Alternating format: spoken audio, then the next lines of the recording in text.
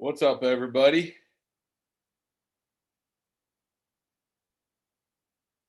I don't know if we're live yet. Oops. It is Tuesday, mock draft day, of course.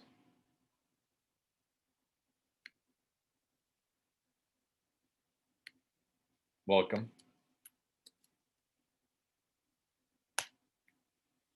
Let's see who shows up to the Zoom. It is Tuesday. Let's turn this down so that I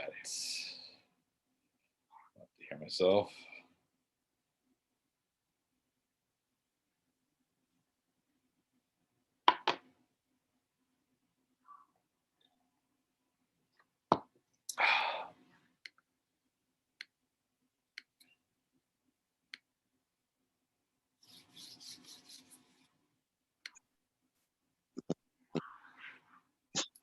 What's up, Mikey? What's up? How you doing? I'm doing all right. Just got done cleaning up dinner, so ready to get to drafting. All right. You got a full belly? Yeah, Nice. I'm worn out. I was cooking all day today, getting ready. Well, what'd you cook? We did like taco bar with the family, so like two different kind, like shrimp and chicken.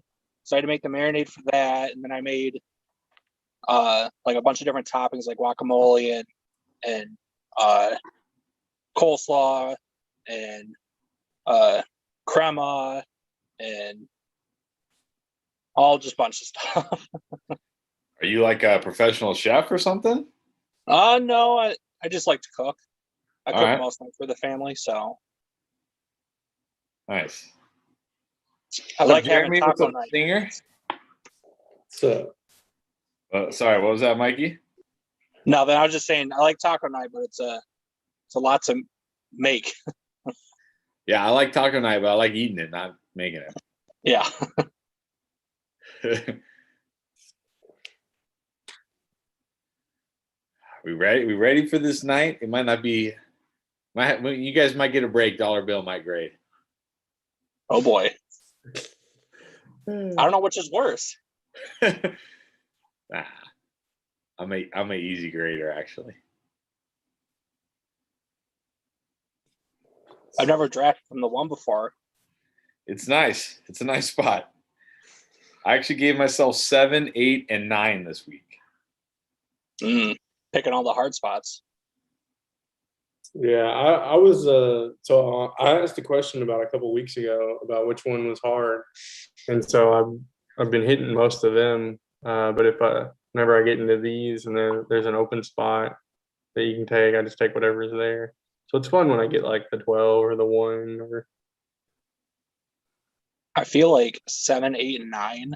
You're like pretty much every round. I feel like I'm like stretching on picking a player because like all the best ones are taken from the beginning of the round, but like it'll be so long before it gets back to you.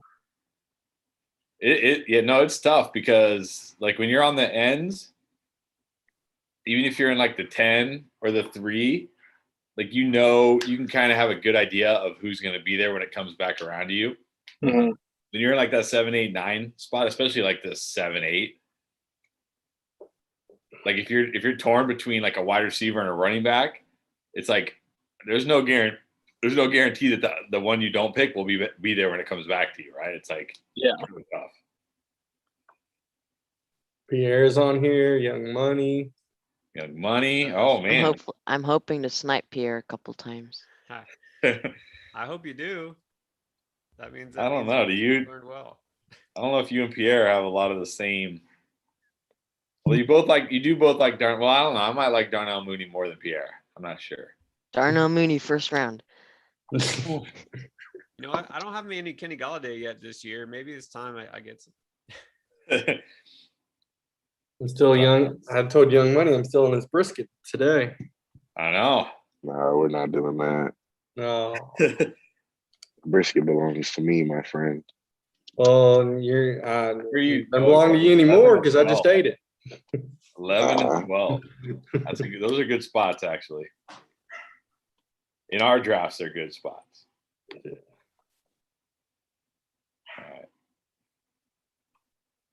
figure this out here. Good. When you get really smoked, is some ribs. Big rack of ribs. I had ribs yesterday, so Nice. Actually, I had It was brisket this great. morning. Not gonna lie, brisket. I was super excited for yesterday. Did hamburgers, hot dogs, ribs. I was big old cookout. It was nice. That's the way to do it. All right, let me do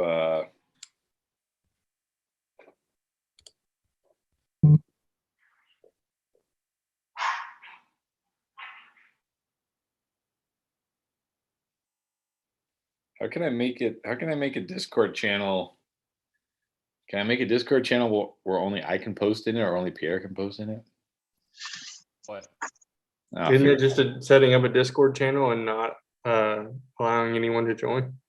well, yeah, but I want to be able. So I want to be able to post like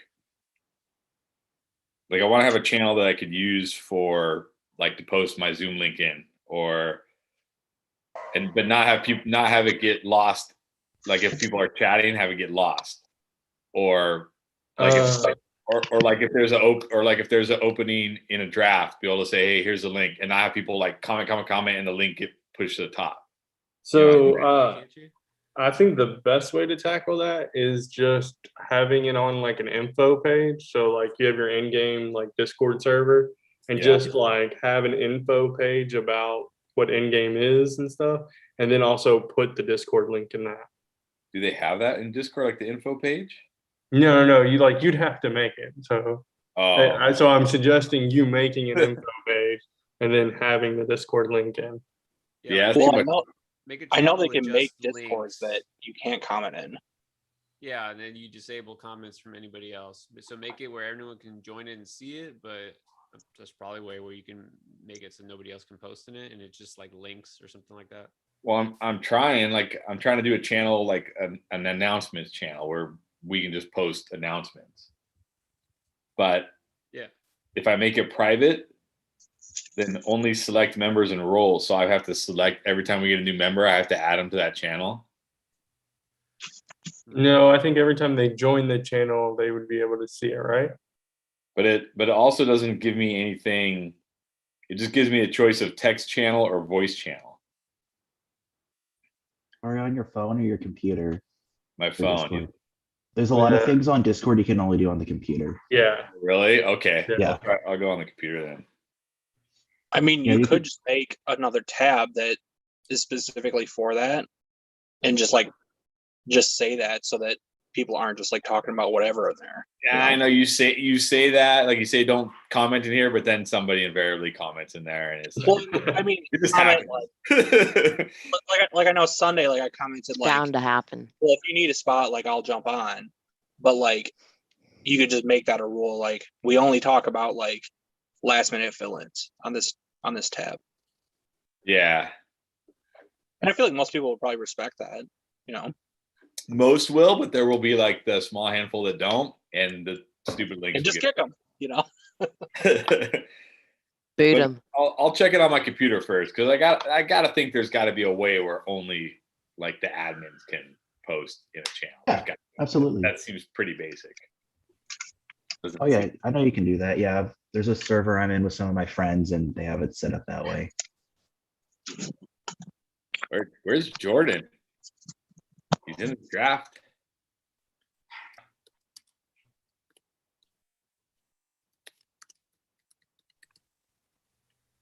I gotta leave the Zoom really quickly, but I'll be right back.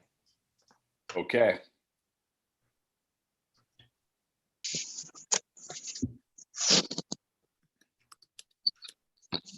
Can't wait to see Chris's grades.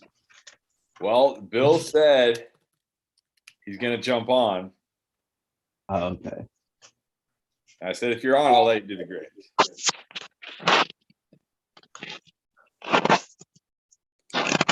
Got to take at least five out of your 6 picks. Have to be receivers. Can't take a running back till the 8th round.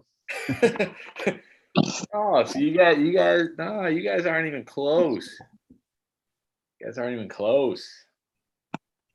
Got to take Jalen Rager in the 9th round, no matter where you are. Or and you gotta get Hurst in the 8th round. That'd be a great stack, in my opinion. Be a great stack.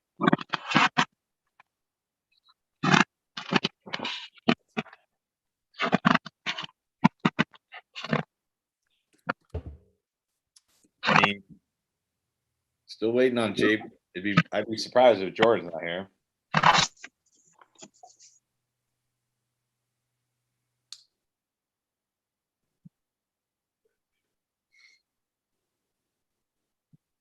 That's the only person we're waiting on. Maybe Vagoon.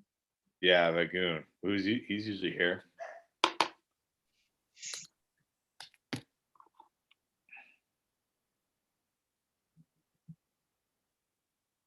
Yeah, see if they respond because sometimes the lights don't show up. Oh, that's why I do it in the chat.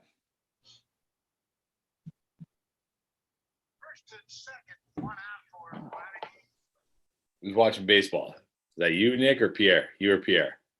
That's me. I forgot. I clicked on a thing and I didn't realize I have. Hey, My what do you volume think? on, What do you sorry. think about Castro Neves winning the 500? Dude, that was amazing. He honestly, when he was full time, he was my favorite driver. Really? Yeah, and it was that was awesome. I started tearing up a little bit. That was great. amazing. That's crazy.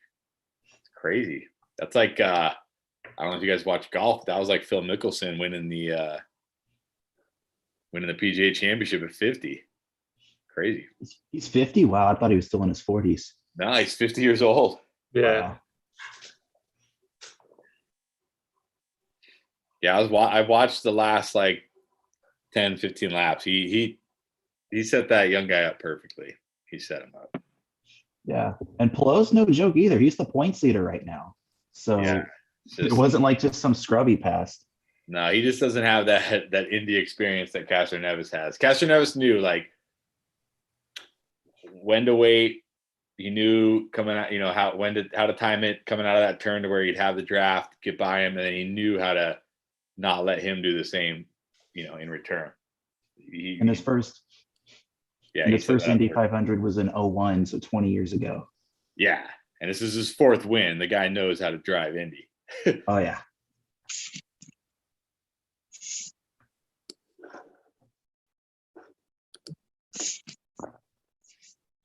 Man, I love racing, man. It's up there with football and baseball as my favorite sports.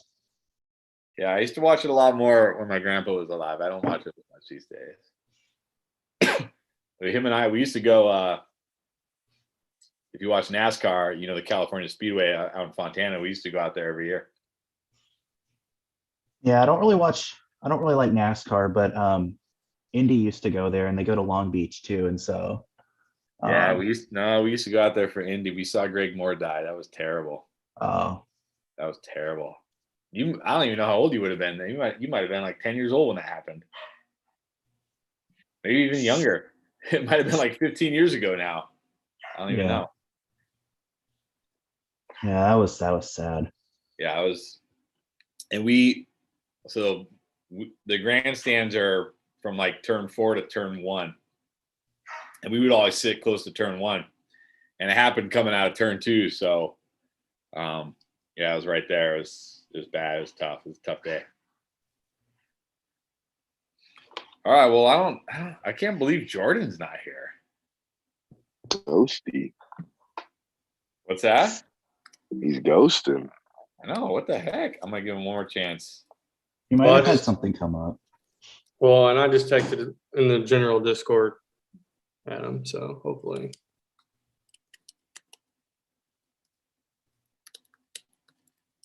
All right, this is their last chance.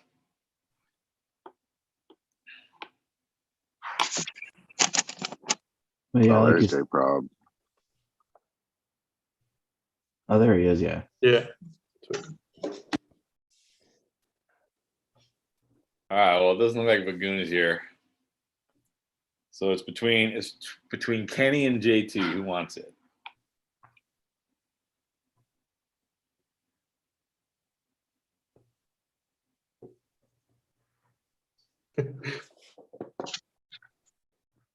I think we're already on the Zoom and was waiting for someone to speak. I was like, don't all yell at once.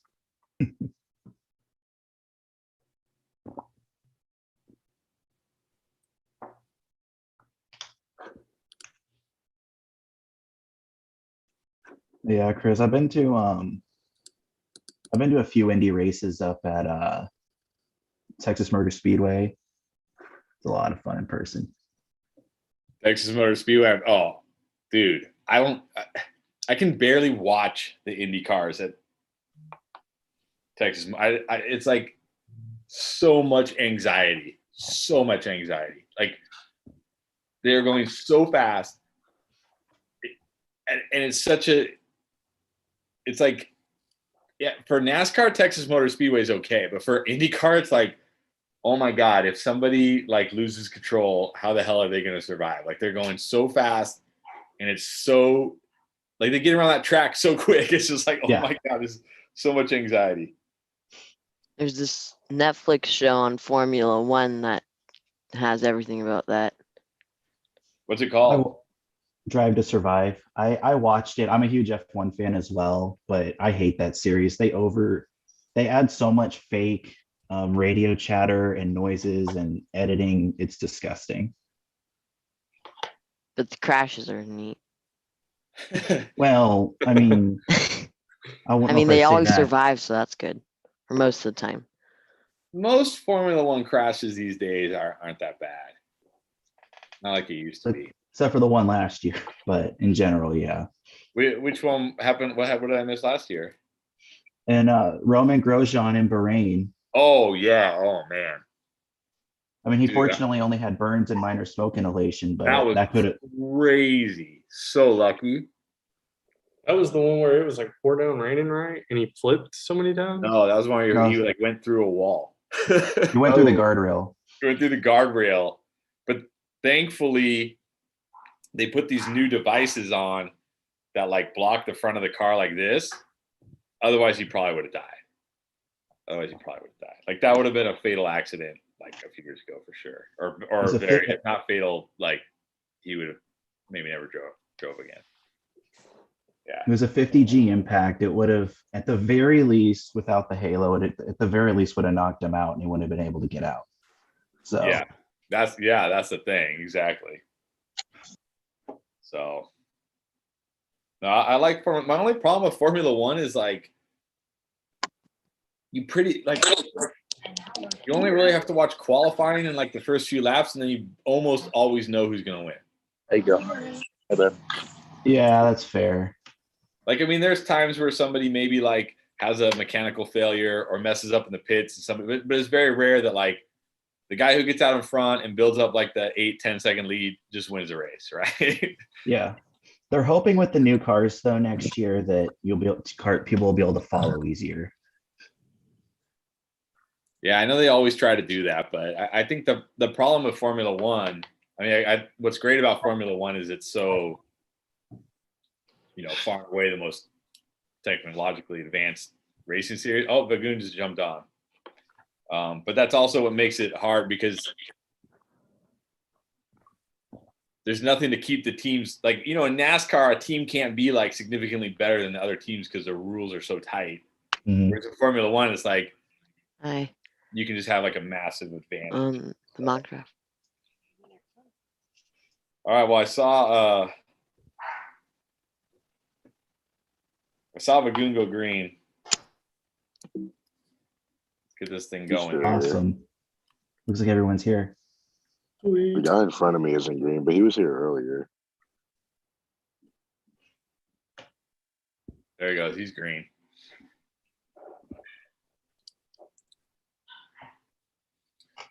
All right, Mikey, you ready? Yeah, wherever you guys are. Number one pick, you got that Lions logo. I'm guessing we're going to see DeAndre Swift. Here we go.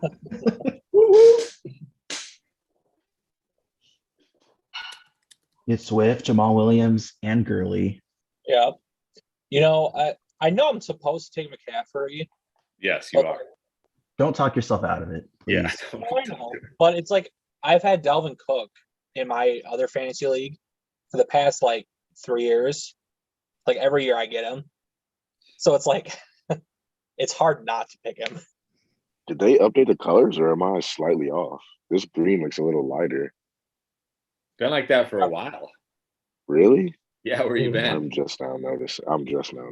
It was originally Are you on- different, but it's been different are the you on last few computer? weeks. I'm on my phone. I've always done them on my phone. I noticed it looks more similar on the computer. Didn't it used to be like a totally different color? Yeah, they used to be darker, which I like better because like the greens are more green, the blues are more blues, the reds are more red. Now they're all pastelly, and like the greens and the blues kind of blend. I think It's they hard- should have kept the green darker and made the blue brighter. That way, there's a nice little contrast. Yeah, it's fine though. It's because you guys have too much green on your rosters. That's a problem. Yeah, you guys are gonna get bad grades unless a bill comes on.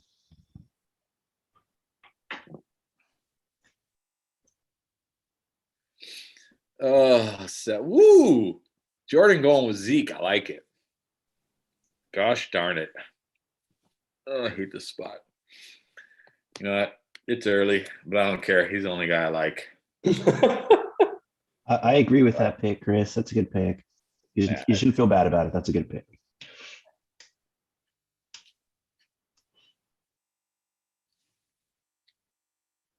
I was looking at Julio Jones's preferred teams list.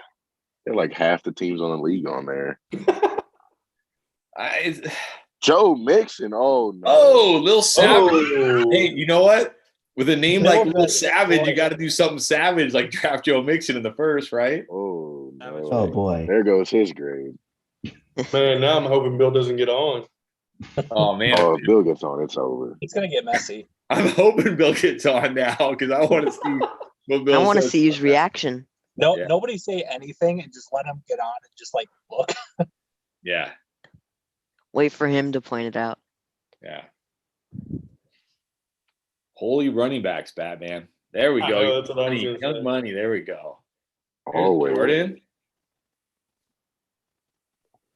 Ooh. What's up, Jordan? Welcome back, man. Haven't seen you on here in a while. Been MIA like the Dolphins. Ooh. Ooh. I should be a rapper. And I don't like Ezekiel Elliott at the 1-6. It's way too early. I like it.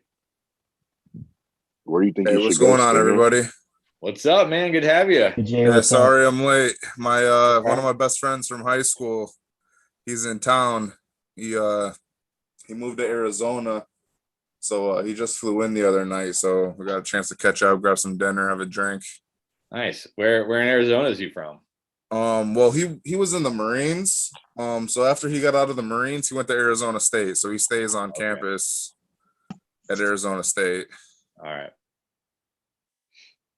That's where all my wife's family from. They're all from Tucson. Oh, nice. Yeah. I was listening to a podcast about Titans, and it was like they're saying Derrick Henry is still a workhorse, but only for about 2 more years with perfect ADP because of AJ Brown getting more involved and the potential signing of Julio Jones. He'd be better if he was involved in the passing game. I Yeah. hope Derrick Henry becomes the next. What was his name? The guy who wouldn't die. Did you say the guy who went and died? Yeah, sorry. What's his name? You want Derrick Henry to die? No. That's harsh.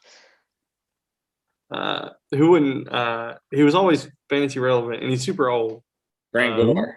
Gore, thank you. I was Yeah, forgetting his name. I don't think Derrick Henry will ever be a Frank Gore type. He'll never be Frank Gore. I think Derrick Henry's gonna like be one of those guys who just absolutely falls off the cliff. Yeah, he'll fall off a cliff. You think so? You don't think he'll? He'll have like 1,500 yards and then he'll Can't have let like this guy fall. 500. And he'll probably Yeah, start you getting can't hurt. sing. That's probably what's going to happen to him. Yeah, that's what I think too. I think if it doesn't happen this year, it's happening next year. Cliff. His style just isn't conducive for longevity at all. No. Yeah. Geez, Akers is going low these drafts. I know that's crazy. You know how hard it was for me to pass on Akers. I thought about it. as Especially for well. Justin Jefferson. I mean, I like Justin Jefferson, but I'm surprised you passed on Akers for Jefferson. Can't be predictable. And how did Kelsey fall to 2-9? Yeah, that's crazy. That's great value. We just liking my posted a team video so today far. about Kelsey being a first rounder, and you got him at 2.9. I watched it. Well, I don't think like- me or Young Money were taking them. So I felt like challenging myself today. I saw that Pierre and Chris were at the 5 and the 7. I was like, let me slap myself right in between and really challenge myself. You're doing pretty good so far. Yeah. I know you already sniped me on Zeke. I mean, at that 1-6, it's such a hard spot once those Yeah. first 5 guys are gone. It's really just who do you like most? Yeah. Eckler. I'd I choose think Eckler over Elliott. I think Elliott could finish top 3. And he finished Absolutely. ninth with a rough season last year.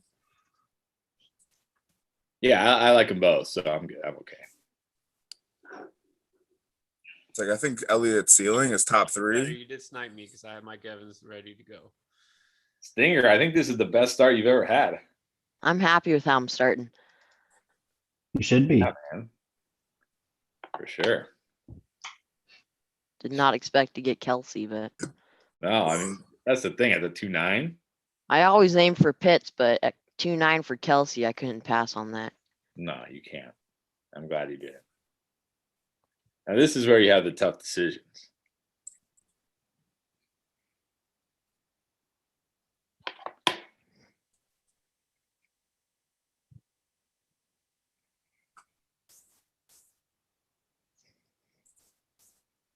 Yep, my head was in the same place. Yeah.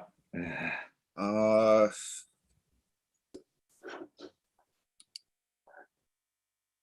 hmm. Back.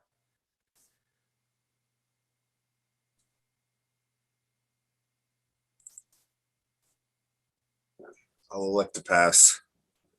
Well, I don't think I can. I don't think I can.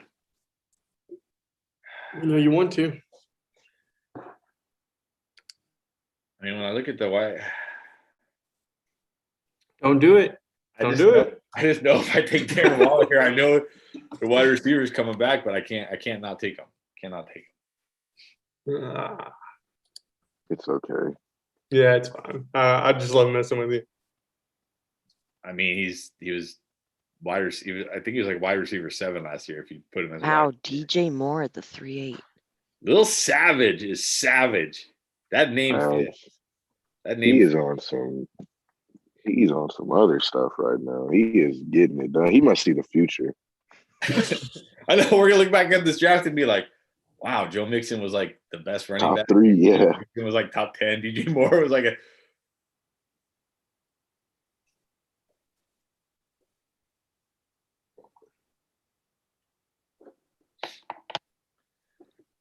This is the problem. I don't know what wide receiver I'm going to be looking at when it comes back to me.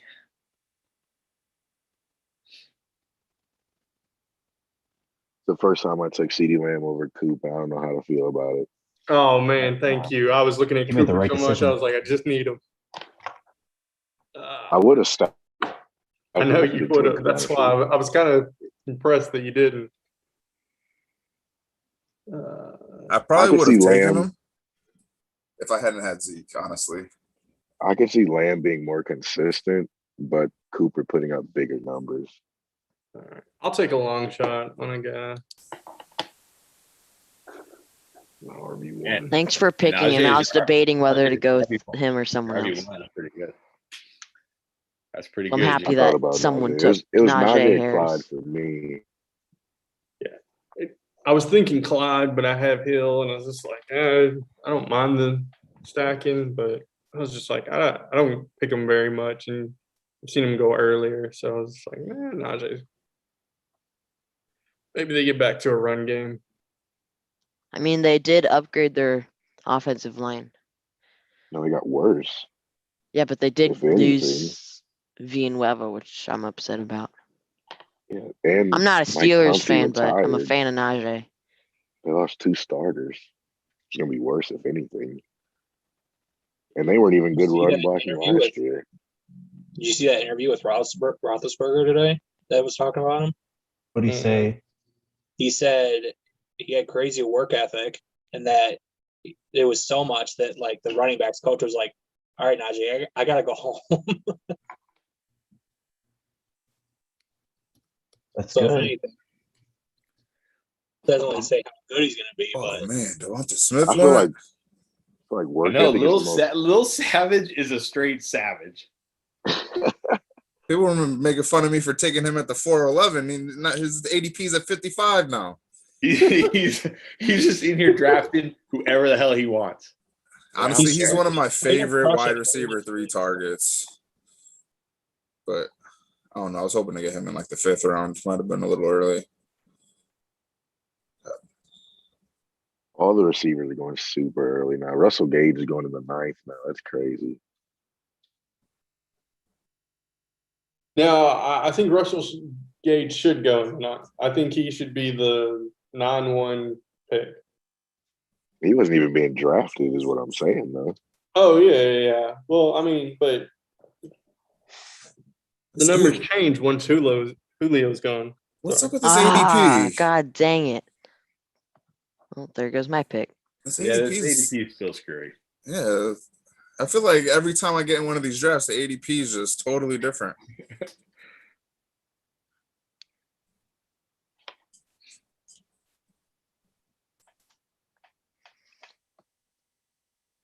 That's fun.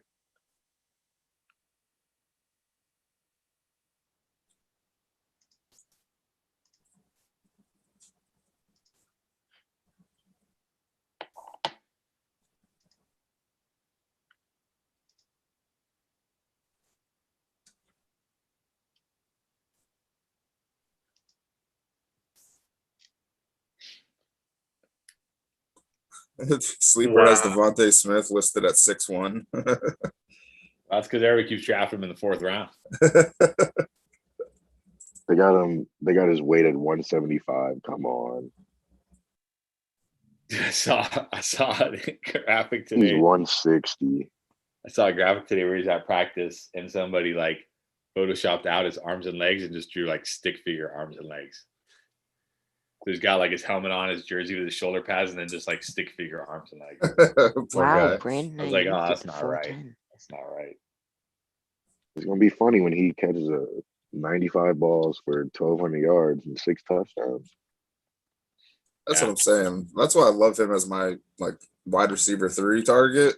I mean, this kid could explode. He might have to if the Eagles are going to be anything on offense. And I think they're going to be below average. I mean, I think the weight concern and the size concern, I think, is valid, but I don't think it's going to be a factor. just For him. I think he's going to overstated, be a yeah. beast. A wide receiver doesn't just win the Heisman for no reason. Though. Exactly. Exactly. I mean, it really takes a career season. And granted, I know it's college. It may not translate. Bigger, faster corners. But you can't press this guy. He's going to blow right by you. Yeah. You have to respect him. That's the thing. He just does it so effortlessly. He looks like he's jogging.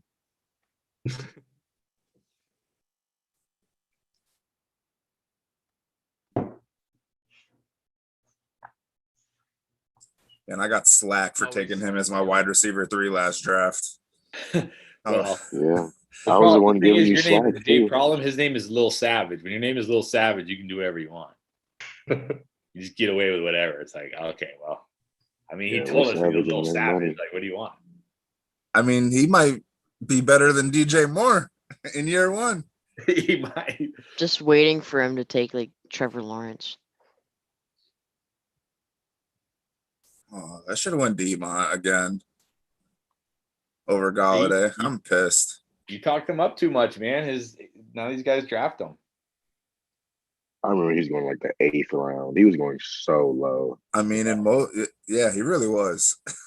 In most drafts that I'm in, I mean, he's going like 3rd round now. Yeah, he's like a 3rd rounder in most drafts. Yeah, after the draft, he's like 3rd in most drafts. But before that, he was in like the 7th, 8th. I was passing him like dressing on Thanksgiving. Oh, yeah, young money. Love the food I was analogies. really hoping. I was hoping Marina to make it back to me. Well, What's I was wrong? looking at Gaskin and Carson before they both got picked. So I was like, I can't let him pass again. I had to get another running back. My thing on this app, so on my computer, it's only showing me 2 running backs. Yeah, it does that to me on my computer too. Like, that's why I gotta always search for guys. That's why it's always a pain when we have somebody drafted on the YouTube because I can't just click them. Oh, you sniped me. So if it won't show me running backs, I guess I'll just take a wide receiver then. Last mock that I was in, I took T. Higgins at like 5'7" or 5'8". Yeah, I really thought I was gonna get him. I'm like, cool, I'm gonna get T. Higgins as my wide receiver 3. I'll take it. So that's who I was trying to decide between, him and Thielen. Who would you guys have taken? Thielen. Yeah, Thielen. I'd probably take Thielen. I probably picked go Thielen Higgins. because like the wide receiver situation hasn't changed there, whereas in Cincinnati it has. So I feel like T. Higgins is my preferred pick, but it's more risky this season. Yeah, especially in a redraft, definitely Right. Thielen. Take my boy. No. Oh, Yeah. that's why you have to do it to me. You got to think too. Adam Thielen, he's great, especially in the red zone.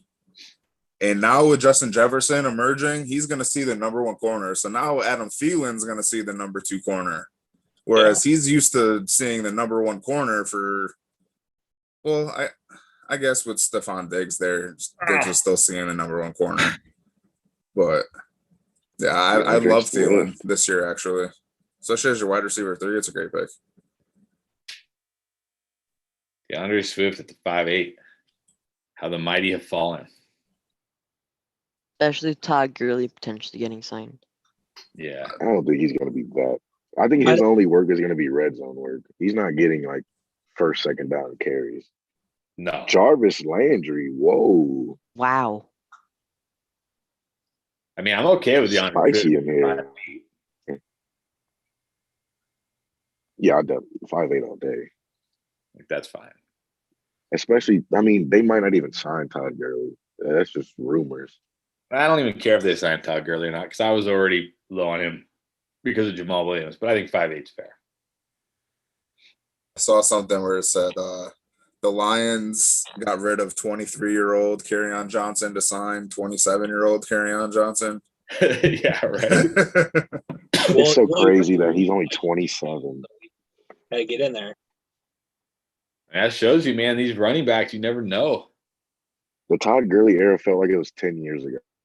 It does. And it felt like it only lasted like 2 seasons. I mean, again, Miles Sanders at 5'10", I'm not even high on Miles Sanders, but dude, at 5'10". Swift that was posted.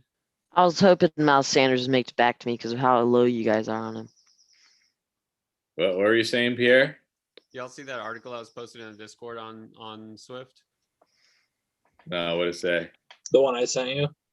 Yeah. That was pretty good. I mean, it made sense because, I mean, basically all the reasons why Swift isn't going to be the man in Detroit, and it all makes sense. I mean, this is a team that's tanking, and they have no reason to give him a ton of touches. So, They talked about how the article was talking about how the Rams did it in 17, I think, where they were terrible with Todd Gurley, and they just used him the whole time, and it wore his knees down, so he was only good for 2 years when they were like Super Bowl contenders.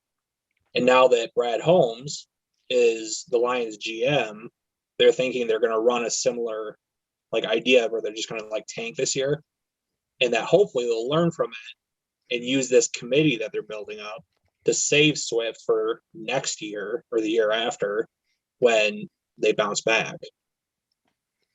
See, Todd When Gurley they had bounce knee problems back. going all the way back to Georgia, though. He's Yeah. been had knee Yeah. problems. When they bounce back, air quotes. Yeah. 2050. Yeah, exactly. I don't think they're 1 year away. But you never know. In the NFL, man. I mean, look at the Dolphins. We were argued to have probably one of the worst rosters of all time, and then you bring Brian Flores in, and you go 10-6 and barely miss the playoffs. Yeah, no, it changes quick in the NFL. things change quick in the NFL.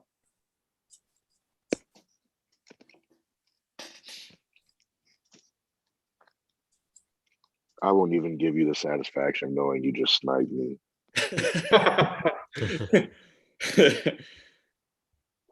Well, I took 2 rookie running backs, so I was thinking about a third, and then I was like, I really don't need a third. And I was just like, I'll just get it later. And then I was debating Josh wide. Allen, the 6'1" is a steal. Yeah. That might be the lowest we've seen Pitts. It was either him or Allen. Might be the lowest we've seen him. In the next couple of days, I'm sure he'll shoot up a round or two. Well, if Julio does get traded, yeah. But he's still a wide receiver or tight end 4 though. Yeah, he'll still be a tight end 4. That's Still, I don't know. Still too much for me. oh yeah, definitely.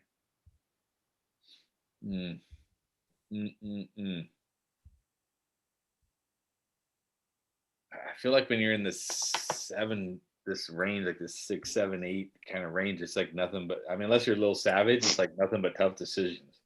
I feel like I when you hate the draft middle. between Chris and Pierre, your team sucks. I think your team's fine. Yeah, You're doing good. I mean, T. Higgins is Snipe my both flex, Chris and or Pierre. Galladay, and on the flip side, I get sniped by both of them though.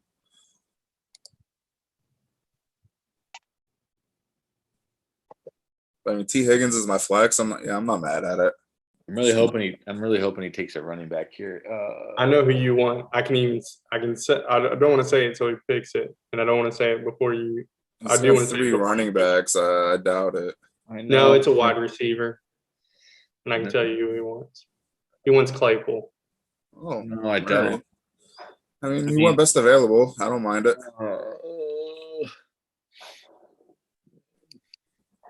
I hate this spot so bad. Oh, you have Jonathan. I didn't see that. Sorry. And on PC, it is these colors. Like, I feel like I'm going blind. Yeah. On the phone, it's so much more defined. Mm. I don't know why. Oh, I hate this pick, but I can't not do it. Oh God, Yeah, that's where I was going. I can't not take him. It's like as my RB2 in the 6th round. It's like, but I hate that pick. So I hate this spot. That's why you got to practice from the middles. You got to practice the spots you hate so you get more comfortable. Yeah, if I'm drafting in the middle, I figure out that's where I'm just taking a guy because he's my guy. Like it might be a little bit early or something or way early, but at that point I'm taking the guy that I really want. It's early for Mostert. That's the problem. There aren't really any of my guys at this spot right now. With Jeff, with Jeff Wilson done till like November, the situation's clearing up a lot. I actually like Mostert. Yeah, I like Mostert too. I think people are overly excited about Trey Sermon and his 4.740 or whatever the hell he runs. I mean, I was gonna go with Lockett, but I like your team, Stinger. Like what you're doing over there. It's like to think too, Mostert was off to such a hot start last year too in those first 2-3 games until he got hurt. He was like the running back 3, running back 4. Yeah, well, the thing is like Sermon might be like better like as a high volume guy, but Mostert is way more explosive. And I think that's going to be better in the 49ers offense. Now it's just a question of how many games does Mostert play. Right. Because he's not really built for a big workload. I mean, if we're talking about a guy who's played special teams his whole career. So No, we know they're both going to get touches. So yeah, I just think Sermon's going to be more like the big back, and I'd just rather have the guy that can take him into the house at any time. And their opening schedule's pretty nice, especially their first 2 games. I think it's like it's the Lions week 1. and Eagles. So You never know. Defenses don't stay good for very long, and other defenses don't stay bad for very long. I mean, I the mean, I don't Giants think are that's turning true around. because, like, when you think of a team, so I'd say Denver, you would go decent defense. You'd say Ravens, yeah, decent defense. And like it's been built upon on years. So Yeah, but they weren't like the Ravens defense was good last year, but the Denver defense wasn't. And I remember when the Jags had a deep like there was like the Jags like you do not play players against the Jags, like just don't even do it. And then the very next year it was like, oh yeah, you can start anybody you want against the Jags. yeah, but I think the teams that have like that defensive like mindset or coach that have built that do get a little more leeway in that regard. Well, then they ship so many players out. Yeah. Yeah, we Well, shipped that's the other like thing. 6 It's players in a year. All it takes is like one injury, like Von Miller last year, and your defense falls apart. Screw it. I'm locking up my RB2. There you go. Should I take Kenyon Drake here? Definitely. I mean, now I feel like I have to take Chase Claypool. Why are you guys doing this to me today? I was deciding between Mooney or Sermon, but I mean, wanted Mooney because he's my guy. So why not? You gotta tell me you did want him last round too. Who, Chase Claypool? Yeah. No, I last round I'm like I have to take Josh Jacobs. I was just debating is there any way out of this Josh Jacobs pick? Like, is there any way I can wiggle my way out of it? But, Yeah, I know you've been strong on Claypool. Like, I think you've even taken him in the 5th round before. That's where I'm like. I know that's why I'm like here he is in the 7th. You know, I'm gonna do something. I already have Deontay Johnson, so screw it. I'm gonna take Judy. That's a good Great pick. value there, man. There's a lot of value right now. I like Judy there. That's a good pick. See, I already had Sutton, so I wasn't going to take Judy. Even Yeah, Claypool I would have been was- great value. I was between locking up the 49ers backfield and Judy there, so he would have probably went at the 7-6 had I not gone Sermon.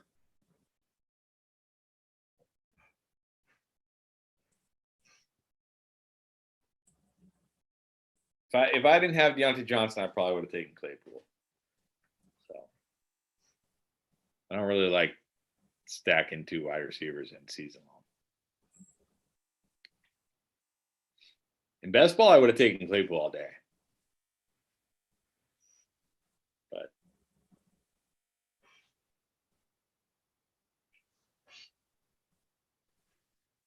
all right, let's look at my team here. What I got.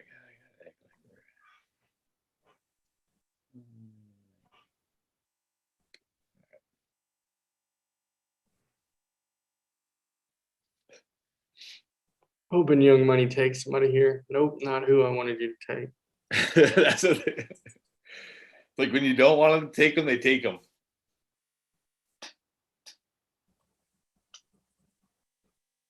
What happened? Oh, where'd you go, Young Money? Young Money, you running? You getting scared? You leaving the Zoom or what? Man, I had that clapping cheeks tweak going on. You got a case of the cheeks. You got a case of the clapping cheeks. I had a case of the tweaks. Cheeks, I was praying tweets. that it wasn't. I was praying it wasn't my pick and that I was on auto. Thank God I made it back in time.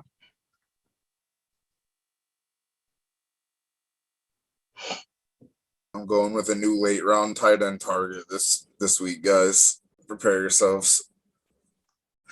Let's see it. I'm ready. How late we talking? I'll take him last round because he won't get drafted. Oh, then I'm very interested. You know what? I'm so high on him. I'm gonna do it now, anyways. Oh my God. No, you're not gonna care because this is way too early. But as my 4th wide receiver, Mike Williams. Nope. I knew it. Yeah. Wow. I mean, I love Russell Gage, but I don't know about there. 8th round now, man. That's what I'm saying. This dude was going undrafted 2 weeks ago. You're responsible, Young Money. I was like, people were gonna catch on regardless, but I definitely sped it up. It's gonna be hilarious when tomorrow it's like Julio re-signs with Atlanta and they freed up cap room. I still think that's what's going to happen because, look, they've been trying to trade Julio since before the draft. If they haven't But got an the offer thing- now, why is some team going to come to the table now and say, okay, now we'll give you what you want? Like, But Well, the thing after- is, they had to wait till June 1st to save cap because they can't even sign their rookie, so they But- almost have to but they trade. could have agreed to a trade and just not made it official until June 1st. They didn't have to wait till June 1st to work out a trade with the team. They just couldn't. That was their mistake. I mean, he did call Shannon Sharp and say, "I'm out of there" on live TV. I know he said that, but at the same time, if you're the Falcons and you're only getting like third or fourth round draft picks for him, But I think people are coming to the table with more than that. So Logan Thomas. little savage. If they're coming to the table with more than that, then why haven't they traded him yet? because now it's a bidding war. Oh, It's a bidding No, war. it's not. It's not a bidding war. No, there's probably like 3 real teams that are into it. Everyone else is stacked at receiver. Yeah, even that, like this, they're saying Seattle. What is Seattle going to give them? A defensive player and a second round pick. They don't even have a defensive player worth What are trading. they going to give them on defense? Well, Unless it's This is Jamal the Legion of Adams. Boom I would days, agree man. That with was you 8 if it years were ago. anyone but the Falcons. Fair enough. Their defense is worse than Well, that's the Seattle. thing. Like the Falcons could just take pennies on the dollar just to trade them. Oh, shoot, I'm on the clock. This is the greatest. We keep talking, guys. We'll distract him out of his picks. They could just take pennies on the dollar and just say screw it, whatever. Go ahead, go play for Seattle as a favor to him. But that's the only I don't see him like. My only theory is that they want to do right by him and trade him to a contender, and maybe all trash teams are offering him picks right now. That's the only thing I can think of. Yeah, and that's the thing. Like that's the thing. They're going to have to take probably a very bad offer for him. Like if that's how they feel, if they're like, look, fine, we'll just trade you to a contender, whatever. Then they're probably going to have to take a really bad offer for him. Because other teams know they have to trade him, so they're going to use that as leverage. They're not going to give you what you want because they know you have to trade him. But that's the thing. They don't have to. They don't, but I think Julio is going to force his hand somehow, some way. I think Julio already did. Once he said I was out of there on live TV, I think it was like, oh, okay, well. But is Julio the type of guy who, like, if they're like, hey, look, we tried, we couldn't get anything that worked for us. Is he the type of guy that's going to be like, too bad I'm not playing for you? I don't think so. I think they'll still. No, he'll just be like, oh, my hamstring isn't fully healed. I'll sit out the first couple weeks. That's what he does anyway, so whatever. Exactly. So they should know the struggle. Might as well get a third and a sixth for him. I mean, Odell went for like a third and a fifth. I mean, receivers aren't getting traded for first round picks like that. I mean, Amari did, AB did. I think Odell at the time was better than Amari for sure. I don't know about AB, but Well, that's the other thing. Like, what did DeAndre Hopkins go for? Like David Johnson and a bag of footballs? I don't count that because Bill O'Brien was pulling the trigger. I always don't think, and even look at the free agency market for wide receivers. There wasn't a big market for wide receivers this year. I just think we've had like 3 or 4 really good wide receiver classes in a row, and I think teams are just like, we don't need Julio. Like, we're not going to give up our future for a 32-year-old who can't stay healthy. I was just about to say, you got to think of GMs that are trying to build teams for the future. They're not giving up high draft capital for a guy that might give you 10 games for 1 year and then retire. No, it has to be a win now team who like, screw it, we're trying to win now or next year. We don't care if we don't have the picks. They had no team building for the future is trading for Julio, or they shouldn't. I think you should go to the What team you guys Rams. would like to see him go to that is in that win now mode? The Rams. Oh, that would be horrible. Please don't let that happen. That'd be horrible for Julio, Woods, and Cup. Yeah, So but here's the question. that team might win the Super Bowl though. Be good for Stafford, but that's Yeah, it'd it. be great for Stafford and the Rams for sure. They have a It's top terrible. 5 offensive line, a top 3 defense, and then with those weapons, I mean, Stafford would have to be, like, no doubt about it, a top 10 quarterback. So here's a question. What about Buffalo? Or is that just not a No, I think Buffalo would be great, honestly. That was one I was thinking about because it's the AFC, so you don't have to worry about it. They're definitely win now. I mean, I know they signed Emmanuel Sanders, but come on. At this point in their career, Julio is still better than Emmanuel Sanders. How much would that hurt Diggs?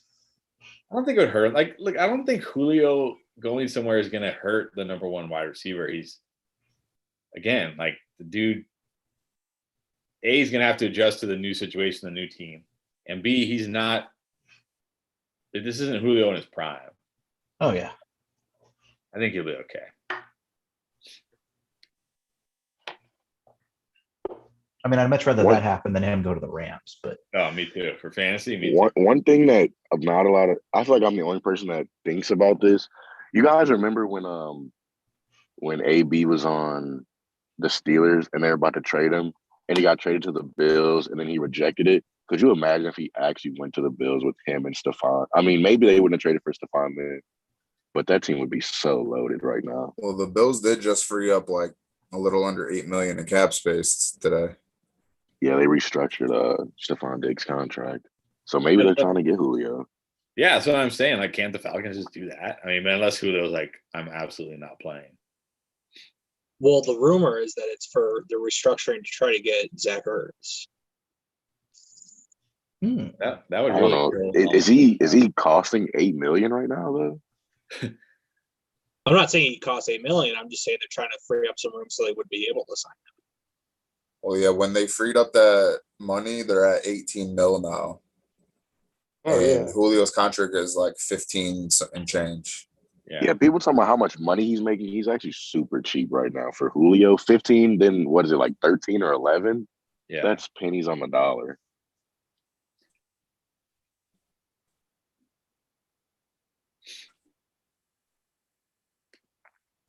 As a Dolphins fan, I would hate that. Please don't go to the Bills. Well, yeah, because for sure, they're already going to be tough.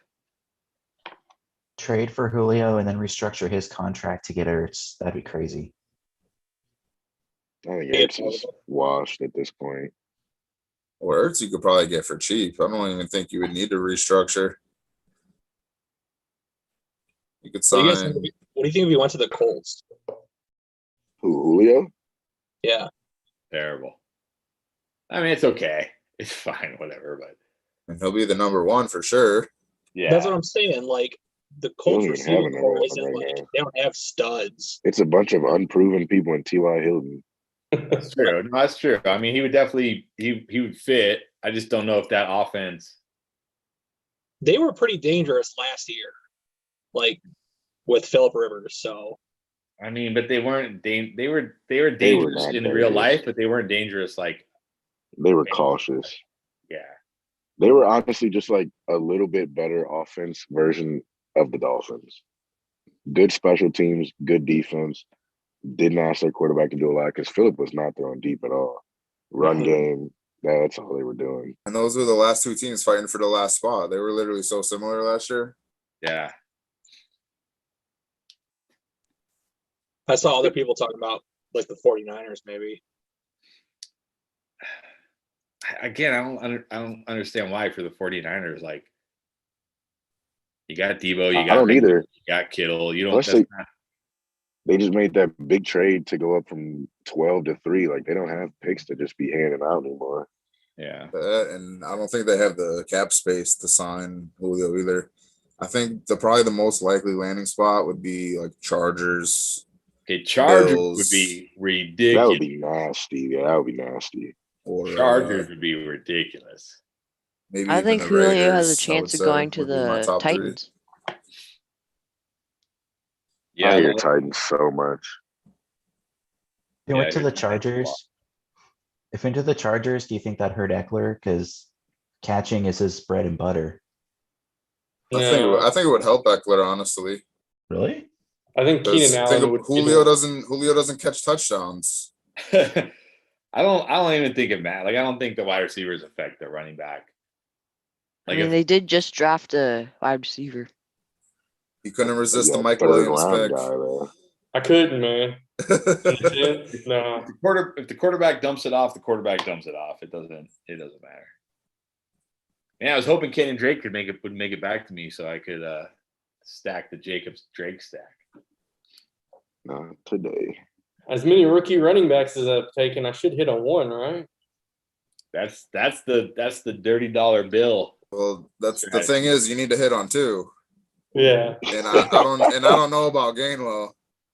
Yeah, he's a backup. Najee's going to be slightly above average. I mean, he'll have the touches. Like that's guaranteed. And he'll have 300 For plus sure. rushing attempts. It's just that offensive line just scares the crap out of me.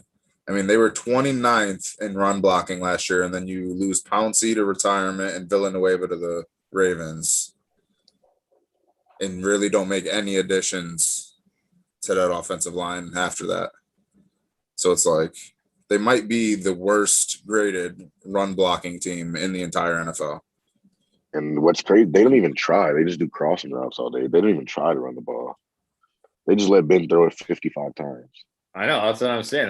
That's why I like Claypool. Like if he plays last year, he only played 43% of the snaps. If that goes up to like 60, I still think Big Ben's going to throw it 40 plus times a game. He's going to have to. Yeah. And their defense is going to take a step back as well. But I think Najee will be involved in the passing game enough to save him. Yeah, that was the reason I took him in the fourth. Was just like, Yeah, Najee in the fourth. I'm not going to argue with that.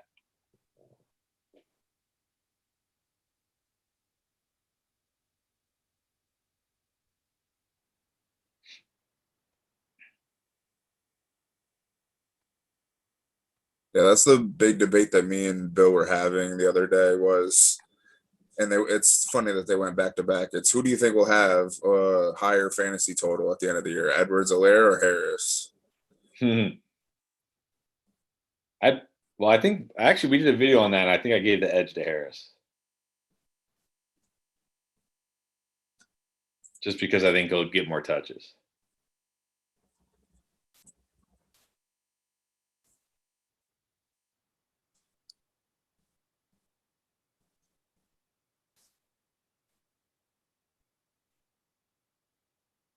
Yeah, I probably won't draft Harris at all this year, honestly. No, I probably won't either because He's going to be so inefficient. Well, and unlike our drafts, you got to draft him in like the second round. If it's a dynasty draft, I might consider it, but in dynasty drafts, he's like He's a still going fringe early. round one guy. So it's like I can't in round one. Oh, look at Mikey Boy with the oh wait, he's not in Detroit anymore. Jones or Stafford. Yeah, exactly. It's like wait a minute. That was the 2020 Lions stack right there. You know it. All right, let's go.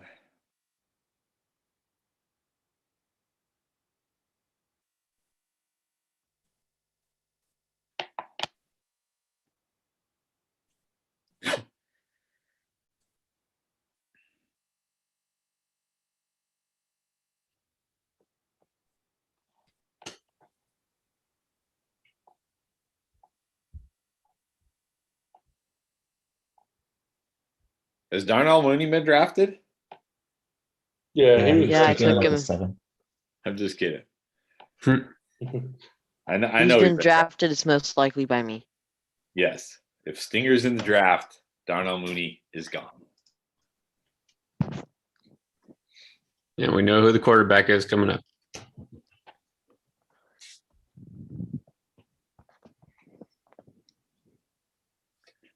Did Longwang just auto 3 running backs in a row? Yeah. I don't know if he autoed Harris, but he autoed the last 2. I think it was just the last 2. And he started 3 running backs in the first 3 rounds. Ooh. Yeah, 2 seconds. What's going on? I didn't realize I was on the clock. That's my bad. Who do you want? That sound threw me. I felt like I was getting beamed up, Scotty. I was about to say Aaron Rodgers is a great value, but you already have Justin Herbert.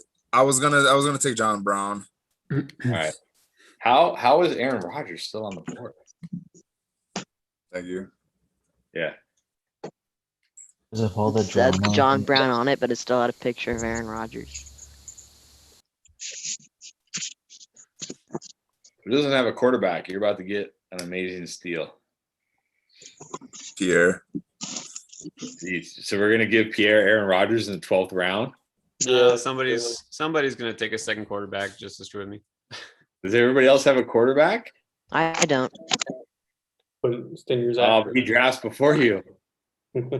You should have taken Aaron Rodgers over Sterling Shepard. I mean, even if someone takes Aaron Rodgers in front of you, Pierre, Tom Brady's still there, and he'll be top 6. Yeah. No, I'll take Daniel Jones just to snipe Stinger.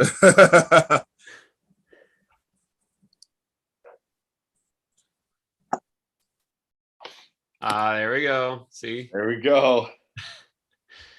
It wasn't me. Well, Desi got you. Young Money, did you really just do that? I had to. You did.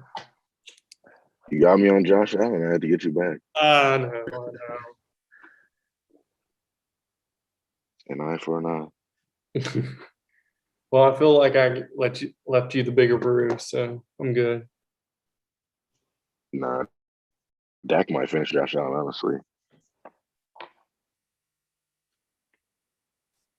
Still some great tight ends on the board, but I'm still gonna go with my target.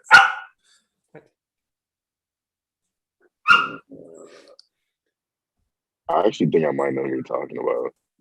I have a guess, but I'm probably going to be wrong. I might be dead wrong. Oh, I need to get off auto. No, but Yeah, you're on auto. Has he ever, as a tight end you're thinking of, ever been drafted in our drafts before? Nope. Okay, so I think I might know who it'll be, but we'll see. Oh, wait. I don't know if the guy I'm thinking about has been drafted before in our drafts or not. He usually doesn't, so I don't know. It's like I love Robert Tunyon. He's been drafted before. I would take him or Gronk. So there's still some solid options here. Well, I know it's not Tim Tebow because he's been drafted before, so we can. I No, it's not drafted Aaron him. Hernandez because he's been drafted before. Yeah. I actually played against him in high school. Were you scared of him? Did he look like No, a killer? no. He was Nah, soft as baby still in high school. Yeah, Aaron Hernandez? did you guys? There's a really good Yeah. documentary He grew up- about him. He was like a freaking. He grew up I 5 heard minutes about from that. me. Hold on, Jay. Is it Blake? I've seen I it never watched too. it, though. No, this is He- and I got the stack with Herbert. You ready? Nice. Yes, I guessed it. He was I was Aaron wrong. Hernandez was like not what you would like, not your prototypical like football He personality. grew up on Davis Drive, which is like the ghetto of Bristol. But if you know Bristol, that's where ESPN is. Bristol's not like a crazy serious place. Like everyone just thought that they were tough because they lived on Davis Drive because it had like this narrative. And yeah, he wasn't. That was not who he was in high school. No, watch the documentary. It's eye opening in many ways, actually. Yeah, I mean, I knew him growing up personally, so like, Oh wow. All I right. mean, well, I played against Byron Jones, I played against Aaron Hernandez, I played against Mike Golick's son Jake. I played against the Bucky Oh, Jones Byron Jr. Jones had no picks, that's for sure. all right, we ready for drafts? I guess no Bill, so I guess I'm doing this. Please, let's get this grading going. Young Money, it was an honor. I told Absolutely. I told you I'm not basing it off players. I'm not gonna say don't like him there, don't like him there. I don't really care. I'm purely going off of teams. Let's look at this. Sounds good. I'm just gonna start with the one, Mikey. All right. Roast me. No, I'm not gonna roast you.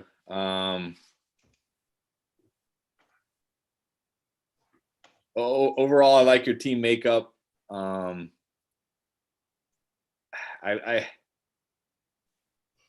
here's my only issue with your team. When you go Montgomery at 4, which is fine, and then you go Thielen at 5. I mean, I guess okay, since you pick at the turn, actually never mind, because if okay, no, you're good. I actually really like your team. I like your team. Were you gonna say you swap those? Yeah, but I wasn't thinking like you pick both in the row, so it doesn't matter. You could have picked Robbie Anderson and then Michael Carter. That's what you were talking about. Oh, okay. Yeah, because now you're looking at, because otherwise it's like, oh, your flex is Michael Carter, which I'm not a fan of, but your flex could be Robbie Anderson, which I think is fine. think it's Yeah. definitely fine in PPR. Solid. I mean, yeah, getting, if you're gonna go a late round, I mean, I probably like, again, I'm not gonna pick apart players. Aaron Rodgers probably over Matthew Stafford, but fine. I like Stafford. Fine. That's a solid 8 for me. Nice job. Nice job. Nice job. All right, Vagoon.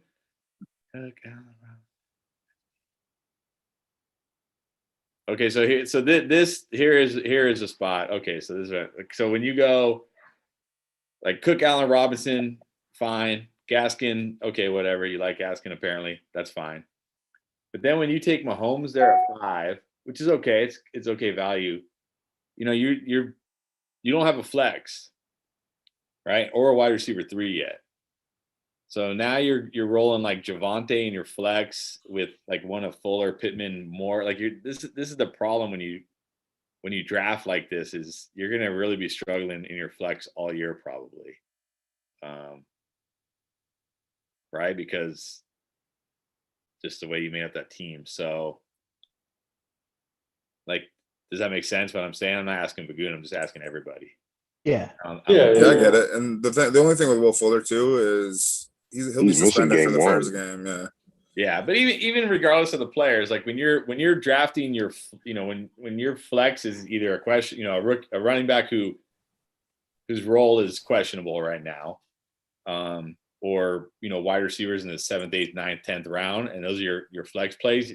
Like if you compare him to Mikey, who's looking at Robbie Anderson in the flex, versus like a Will Fuller, Michael Pittman, Elijah Moore. I mean, those guys could be good, but they have a lot of like risk to them.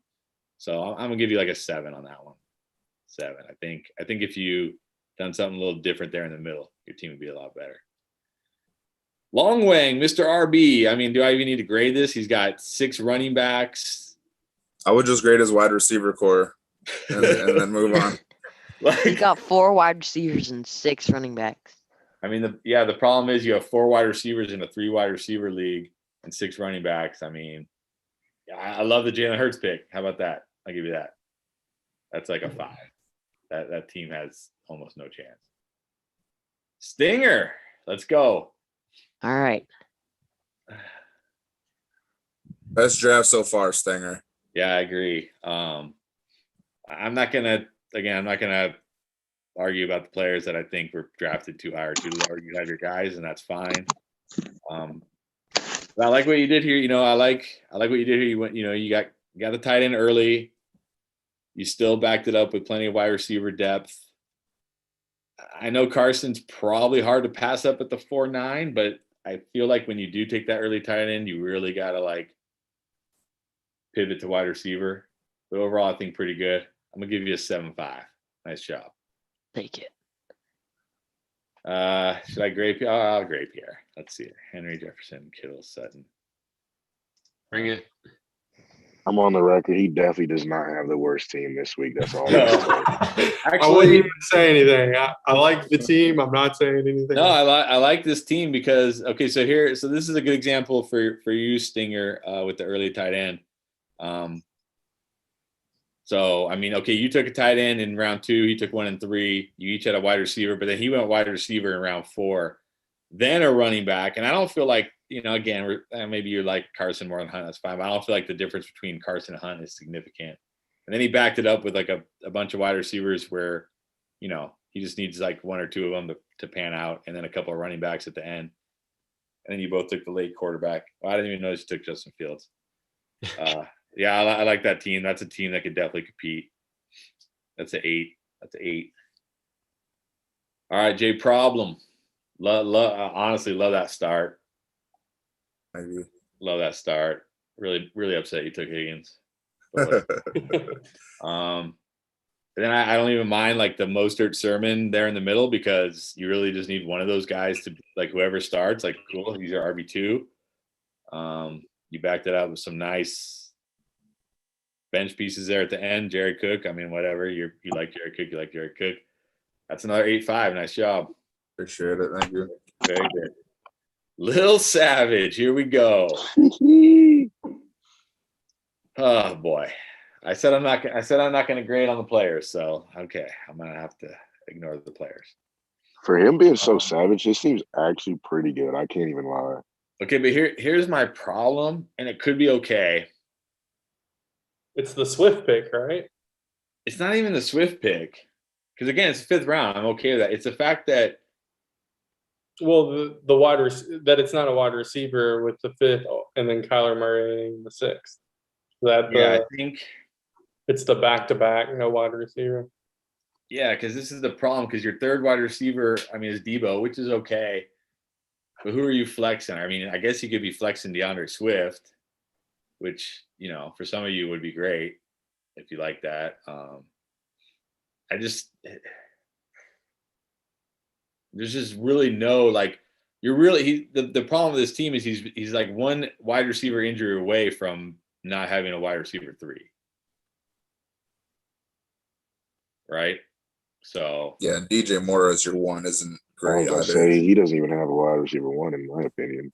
yeah, I'm trying not to grade on the players. I'm trying just to grade more on like because maybe he thinks DJ Moore is going to be a beast this year, right? And who am I to say he won't? So I'm just trying to grade more on, but this team is, We'll say it for you, Chris. DJ Moore. well, thank you. But this team's a wide receiver injury away from being like completely out of contention. Yeah, I agree. Completely out of contention. So I'm going to give it, but it's not terrible. Like if the wide receivers stay healthy, it could be okay. So I'm going to give it like a 6.5. Joe Mixon in the first round. That was interesting. That was about as spicy as it I'm just get. really sad. I'm just really sad gagging. Bill isn't here to grade Little Sav. Just I wish Bill would jump on and just grade his team. I think we like need to tag Bill jump back off. in the video or something, so he goes back and watches and say, just All watch right. the first round. Jesus, awesome. Okay, see, this is what I would like to see. Like, if you're gonna go RB, which I'm okay with, like you got Taylor. Like, I don't really like Taylor, but it's good value for him. You got Aaron Jones, that's good value for him. But then he backed it up with like a bunch of pass catchers, right? I mean, threw Hawkinson in there, but he's got 4 potentially decent wide receivers.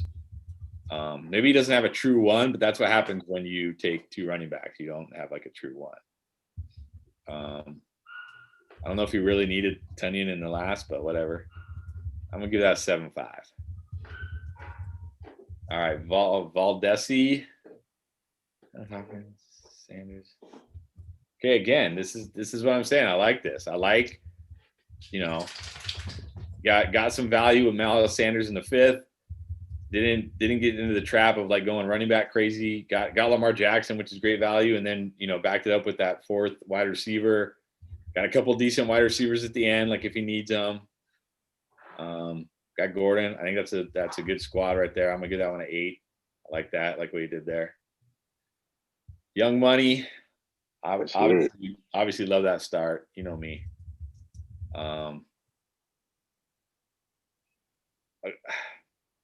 Love like the first 8 picks, which is probably gonna be good enough. Actually, I don't even mind. Actually, I don't mind any picks, honestly, now I look at it. That's a really good team, actually.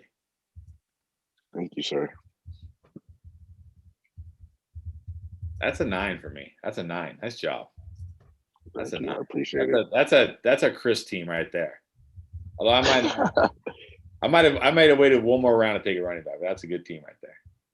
But I like what you did. Like you got, in the middle of rounds there, you got a couple more wide receivers just to make sure that you have 4 good wide receivers every week, and then you backed it up with a couple more late round running backs because you did need help there. I mean, maybe you could have taken one more running back in those middle rounds, but overall, pretty good. All right, Jeremy. I mean, I don't like your first pick, but that's just personal reasons. Okay, so just again another really good team. Just the same issue. When you start, it's the opposite. When somebody starts RB, they've got to like really then attack wide receivers. When you start wide receiver, you got to really attack running backs. I think you could have maybe used a running back in the middle round before Gainwell, just in case Harris or Etienne don't pan out. Maybe like again, I'm not trying to like say players, but maybe even like a Gordon Edmonds type, somebody like that. But overall, that's a solid team. Man, I really wish I was Bill that jumped on the Zoom. I'm gonna give that one an 8.5. So there you go.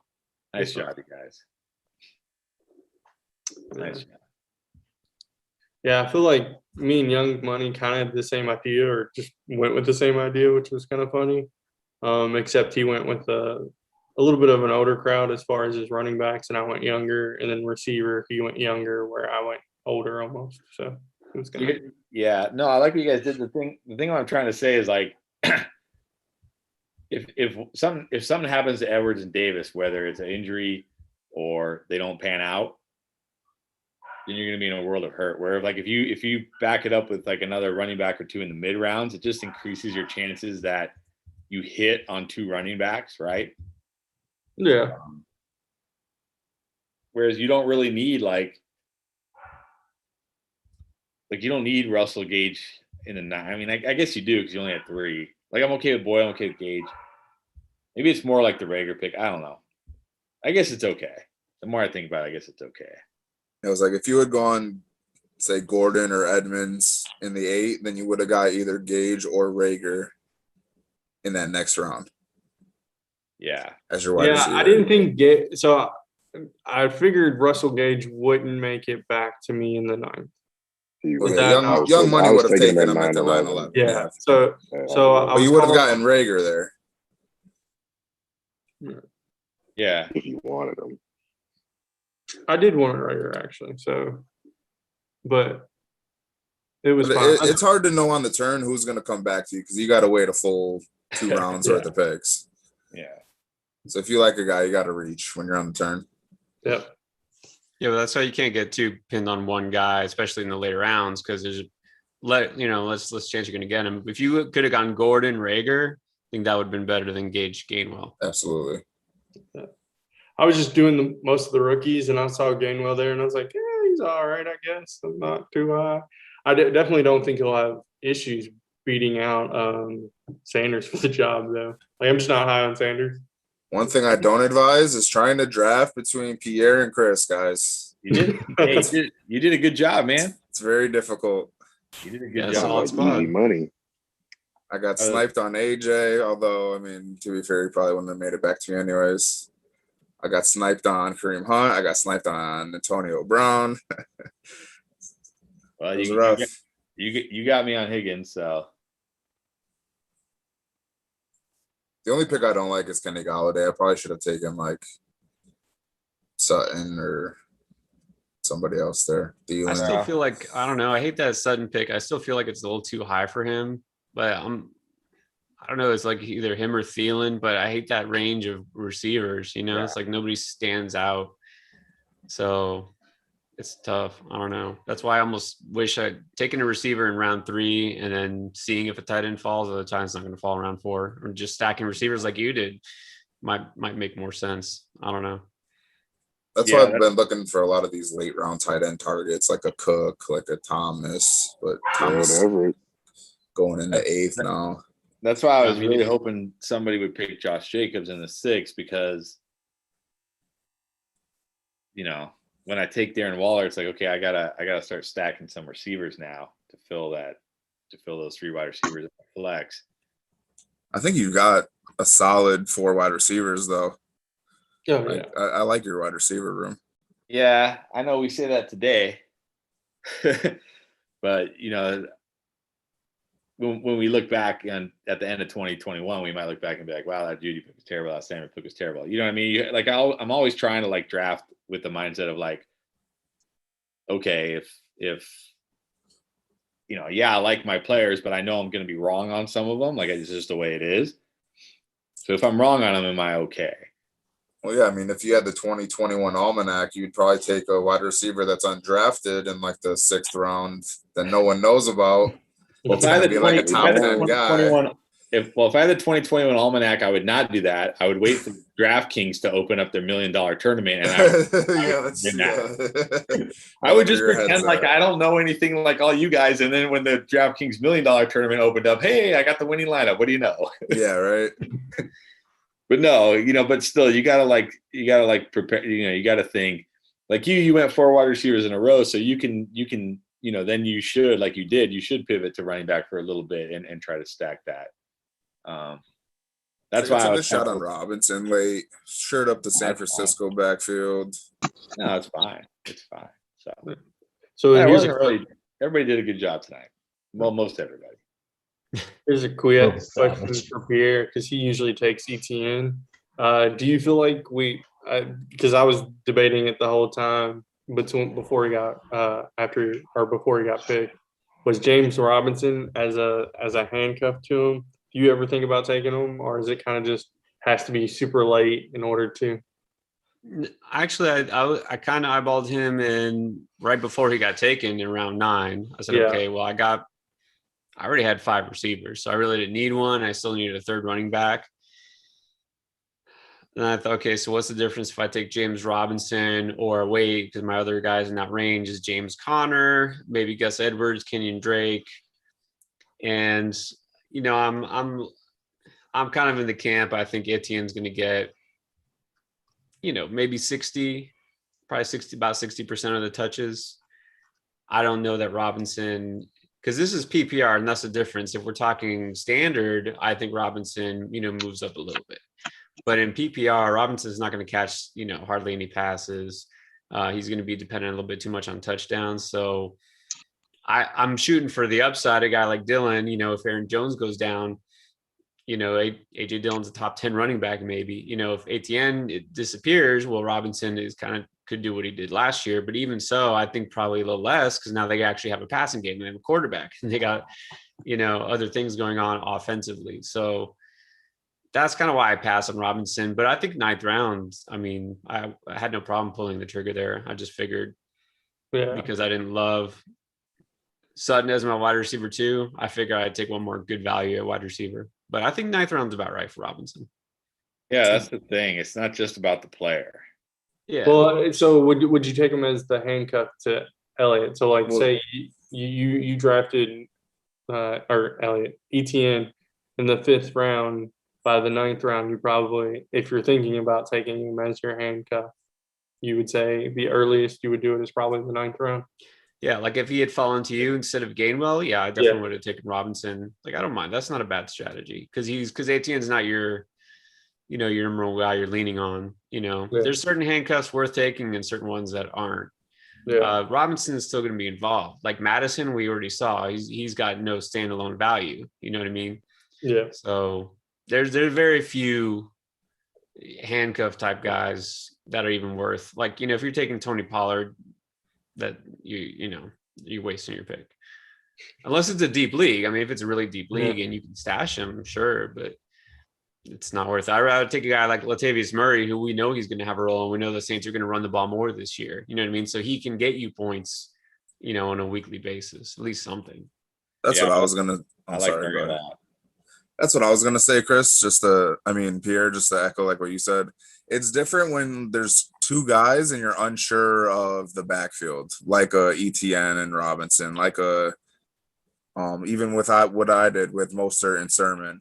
Like in Minnesota, Dalvin Cook's the guy, and Madison's just the backup. In Dallas, Elliott's the guy, and Pollard's just the backup. It's more so like, say in Denver with Melvin Gordon and Javonte Williams, we don't know how that workload's going to pan out, or in Jacksonville or in San Francisco. Like what Pierre was saying, there's certain backfields where that's okay to, grab both guys, kind of like how I did with the 49ers and just shore up that backfield if you don't know who the guy's going to be. But when you're just taking a handcuff to protect your starter, like that's a totally different story. That's a bad, unless you're in like a really deep league, that's a bad strategy because you need those bench spots for guys who A, can potentially break out, or B, that you can play if you have injuries or buys and things like that. Like, you should never draft a handcuff just because you have the other running back. It's like my philosophy is when there's still starter caliber players on the board, like you can't be taking handcuffs. Like I would say like the Pollards and the Madisons of the world would be like round 14, 15 type guys. Like they should be going undrafted here. Yeah. When you have guys like even John Brown in the 11th or just starter caliber players that are good depth pieces for your team. Yeah, the thing with James Robinson is like I like him now as a later. He doesn't fall to the ninth even still, but I do like him there because even if Etienne is the guy early in the season, like if Urban Meyer's like I'm just going to start him because that's what I'm going to do. If James Robinson is playing like he did last year and Etienne is struggling, James Robinson doesn't need an Etienne injury to get more touches, right? James Robinson could legitimately earn more touches, whereas like Chuba Hubbard. Like Mikey drafted Chuba Hubbard. That's to me a waste of a pick because Chuba Hubbard is not going to perform so well that the Panthers are like, we need to take away Christian McCaffrey's touches. Like, no. Chuba Hubbard's only playing if Christian McCaffrey's out. Like, I mean, yeah, Chuba Hubbard will be in there and he'll like spell him, but he's not getting there's no path to him getting a larger workload because he's performing well. Whereas like guys like James Robinson, Gus Edwards, even though you guys don't want to hear it. Who else? Like guys like that. Jamal Williams, guys like that, maybe even Kenyon Drake, Melvin Gordon, or who's he battling with? Williams. Yeah, like they could be playing so well that the team's like, we're going to give them more touches because they're just playing better. You know what I mean? So that's the difference. Like I'm always looking for guys who, yeah, certainly, you know, like not only could James Robinson play into a bigger role, but if Etienne goes down, we know, boom, he's instantly a top 10 running back, right? Yeah, the thing is like taking Hubbard, you know, as your running back forward, like that makes sense if you have McCaffrey. You think you're hedging your bet, but the thing is, you're basically saying like you have to be sure your top 3 running backs are going to be good enough that you will never need your 4th running back, right? Like never ever. So you're counting McCaffrey doesn't get hurt at all. Right. Okay. So even if he does, what Chuba Hubbard, well, you're hoping that Chuba Hubbard does like what Mike Davis did last year, at least in the first half. Because remember, second half of the year, Mike Davis really wasn't that great. But okay, so you're hoping that Hubbard can fill in those shoes and that Montgomery and Carter, you can start at least 1, if not 2, if you need them, you know, every single week. So that's the spot. You know, you could take a chance on another running back. Now, at the very, very last pick, there's not a lot of running backs that are that great, you know, but at least someone like Hines or McKissick, you can put them in and feel like, well, you're getting something. You know what I mean? With Hubbard, you could get absolutely nothing. You just don't know. You're gonna get nothing. You're gonna get nothing. Probably. The reason I picked Hubbard, well, one was only because I had McCaffrey. Like, there's no reason to pick a handcuff for someone you don't have. But 2, say I pick like, I don't even know. I'm looking at say I like some other backup that might be competing for touches. We don't know. Like, chances are I will never start that player throughout the whole season. Chances are I would end up dropping. You know what I mean? So at that point, I might as well go for the upside of, well, he's my handcuff. So in case something happens, I'll have him sitting on my bench. But if he sits and rides my bench all season, then I mean, I guess so be it. But I mean, we saw what happened last year with Mike Davis and Christian McCaffrey. So like, I don't know. Well, no, it makes sense. I mean, it definitely makes sense. You're like, I wouldn't, you know, whoever I draft last is not going to really have a chance to contribute anyways. But I think the question is, okay, do you take a guy like Hubbard who will only play or have any value if McCaffrey is completely out? Or, I mean, you roll dice like Elijah Mitchell, who might not make the roster, or, you know, maybe Mostert gets hurt again. All of a sudden, Elijah Mitchell is the guy, right? All of a sudden, he's a breakout. Like, you're really rolling dice, say, is this a guy who could be like a sleeper, like a James Robinson or whatever you want to say? You know what I mean?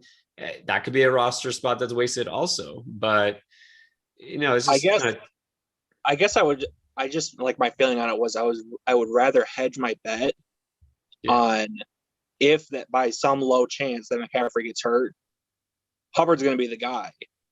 Whereas if I pick one of the other guys, like I said, like they might play once in a while every game, but they're not going to be of any value, like enough for me to start them.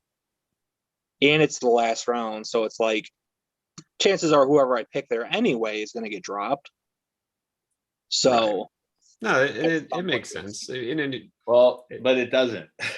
it makes sense. Your logic makes sense. I mean, I get what you're saying because I've done that before too. But it's like if you notice, like what Chris and I, if we're going to get a running back late, we're going to get a guy who we know is at least going to get touches. Like, Murray is not exciting, Mhm. but he's getting touches and he's sort of a handcuff, even though it's more like sort of a committee, a timeshare, I guess you want to say. And like Gus Edwards, he's not super exciting, but he'll score touchdowns and he'll get the ball 10 times a game, and in positive game script, he could have a 100-yard game.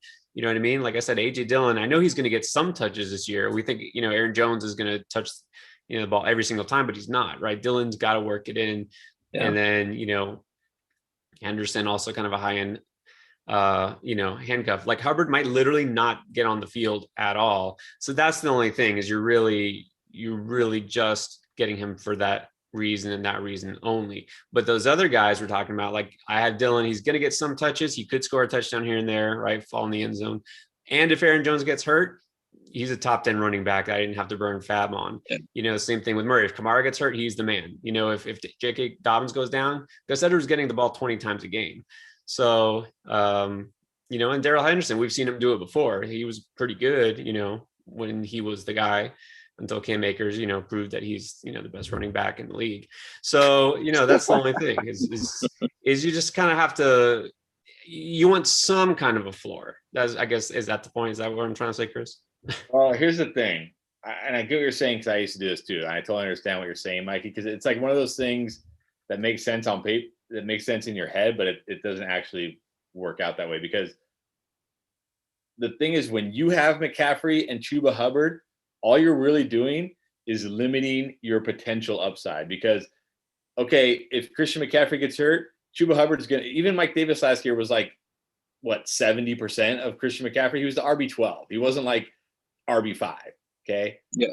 So you're not, your team isn't going to like, it's not like, okay, cool, my team is just as good as it was. No, your team's going to be worse. Right. You lose Christian McCaffrey, even if you have Chuba Hubbard, your team is going to be worse. On the flip side, right? So that's it. That's all you get with Chuba Hubbard. Your team, like, if you're playing Chuba Hubbard, it means your team's worse. Your team does not get better with Chuba Hubbard. And there's no chance that your team will be better with Chuba Hubbard. There's zero chance. Yeah, totally. Whereas if you take somebody like, I'm just going to throw out like a name, like, yeah, let's say Latavius Murray. And I know he wasn't there, but let's just say Latavius Murray. And Alvin Kamara gets hurt. Your team just got significantly better, like borderline unbeatable better, because you're going to have Christian McCaffrey and Latavius Murray. So I know handcuffing, it makes sense because it's like, well, if something happens to Christian McCaffrey, at least I still have Chuba Hubbard. But that's just like a false sense of safety and security that really doesn't work, because your team's still gonna suck because you lost your number one pick and you're only getting 70% of them. You know what I mean? Whereas if you have a different running back, or even like a guy like Pierre said, like Elijah Mitchell or somebody like that who plays their way into a significant role, now you have Christian McCaffrey and that guy, and your team is a juggernaut. Like if Christian McCaffrey gets hurt, you're screwed. It's just the way it is. You're screwed. Like you can't do anything. You can't save it. You can't salvage it. So that's why I say you don't want to draft pure handcuffs. Now, when you get into around the playoffs and towards the end of the season, that's when you want to get your guys handcuffed, because at least now, if something does happen to Christian McCaffrey, at least you have a chance. At least you still have a guy. You're not completely out, right? Mm-hmm. So you don't want to draft just a pure, like a handcuff, because you have that running back. You want to draft a guy who, like Pierre said, gives you some value, has a chance to either play his way into more playing time, or through an injury can get into more playing time, and now takes your team from like a very good team to an absolute juggernaut. That's why having your own handcuff is a bad strategy. Even Alexander Mattison, those of you on the YouTube channel that are saying Alexander's a must draft if you have Dalvin Cook, no, don't draft Alexander Mattison. You're only going to get like 70% of Dalvin Cook, and your team is going to suck anyway. So don't do it. People were taking Alexander Mattison last year in like the 8th, 9th round. Like, just think about how bad that hurt your depth. Yeah, and then remember that one time when Cook didn't play and Madison started, and everybody was getting him on DFS and then put him in the lineup, and he did absolutely nothing. So even with Alexander Mattison, it didn't pay off. So. Yeah, your team's still going to suck. It's still going to suck. So you're better off drafting a different handcuff. Where if his starter gets hurt, now you have McCaffrey and this guy, and now your team is just loaded. Whereas drafting your own handcuff, all you're really doing is capping your upside. You're just saying my team will never have upside. It's like what you could do is, especially with James Robinson going so late, take him in the 9th round and say he blows up for the first 4 weeks and the Travis Etienne owner is panicking. You trade James Robinson to the Etienne owner for something. Yeah, I mean, there's lots of and going off of that kind of what Jeremy's talking about, do you take a guy that's maybe going to be the 1B or the 2 to the 1? Like, I actually would have preferred, and this is maybe not a popular pick, but I'm coming around a little bit on Tevin Coleman. I think he might be the lead back, and people think Mike Carter's just going to have that job. I would have preferred you pair Carter with Coleman so that if one of those becomes a guy, or if one of them becomes, injured seriously, you got the guy, like if you think the Jets are going to be good or not, that's a different debate, but at least you have the guy there. You know what I mean? And you have one of those guys, and they could both have value if they, are splitting the carries. You know what I mean? So that's not the greatest example, but even like a guy like, Marlon Mack, that's probably a better handcuff than Hubbard, at least, because, he'll see the field. He's done it before. Hubbard, maybe he's good, maybe he's nothing. Yeah, but the only reason I chose Coleman was because he has the chance to be a guy on that team, and that's and I like that pick. And so that pick's fine because it's like the Jets backfield is wide open. I actually like Ty Johnson the best out of all of them, to be honest. So I was just about to say, watch it be like P. Ryan and Ty Johnson, and everyone's kicking themselves. No, that's the thing. That's the thing. It's wide open. It's anybody's job. So that's the thing about drafting Tevin Coleman in the last round versus a guy like Chuba Hubbard. Like, we know Chuba Hubbard is only playing if Christian McCaffrey's out. He has no other chance to any upside. With Coleman, there's a path. We can see a path to touches. With Hubbard, there's literally only one path, and that's Christian McCaffrey is devastatingly injured. Which your team is going to be dead anyways if that happens, or it's going to be, it's going to be really hard to recover from, regardless if you have Hubbard or not. Yeah, so I guess it probably would have been smarter to take another running back between Cooks and Jones. Like you said, like Coleman maybe. Yeah, and that's why you probably don't want to wait to the last round to get your last running back or your 4th running back, because by then it's so dry, So you take the high upside guys like Robinson or Dillon or Gainwell, somebody like that, and then your last pick you can take a receiver, because that whoever receiver you take there, I mean, look, you got guys like Gallup and Mims; those guys could have huge weeks. They're not going to be consistent, but at least they could contribute, And again, there could be a path to more touches there too, if Cooper gets hurt or Corey Davis is already hurt. So yeah, I mean, just look at the 9th round, right? And even the 10th round, where you took 2 wide receivers on that turn. Look how many starting running backs are still on the board. That you may not like them, you may be lower on some than others, but I'm not going to say James Robinson because we don't know if he's going to be a starter or not. But James Conner, Ronald Jones, Damian Harris, David Johnson. I mean, these are all guys that are going to be starters for their team. Yeah, and even in the 9th, 10th round. Yeah, and even if you look at guys like Jamal Williams, A.J. Dillon, Gus Edwards, and Kenyon Drake, whatever you think about them, they're going to have roles, and they're going to have the potential. Like, look, nobody thought last year Adrian Peterson was going to get all the touches for Detroit, right? Like, he was solid. Yeah, if Jamal Williams comes in and is playing incredible in camp and in the games, they're going to give him the ball. That's just what teams do. Same thing with Kenyon Drake. Like, if Kenyon Drake is outplaying Josh Jacobs, the Raiders are going to give Kenyon Drake the ball a bunch. So, with these type of guys, you have a path to, oh my God, I now have a solid RB2, and now my team is like really, really strong. Whereas again, with Chuba Hubbard, like, you talk about your last pick being a wasted pick, but you need to stop thinking like that. You need to start thinking about, like, yeah, it might be a wasted pick, but give yourself some chances. You know what I mean? Yeah, chances.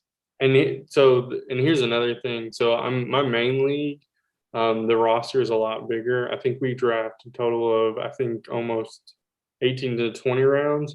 So like these first 12 rounds are great, but where I find my absolute value and stuff is usually between after that 12th round and after. That's what I was just about to say, though, is don't look at the 12th round in these drafts as your last draft pick. No, because this is just probably in their minds just to shorten it time for time's sake. Yeah. You know what I mean? Like, you in a normal league, you're going, 16 to 20 rounds. Yep. Yeah, you should be able to find decent fantasy contributors in the 12th round. I mean, you're gonna have some misses, but you should be able. There's plenty of guys in the 12th round that I would be totally fine drafting.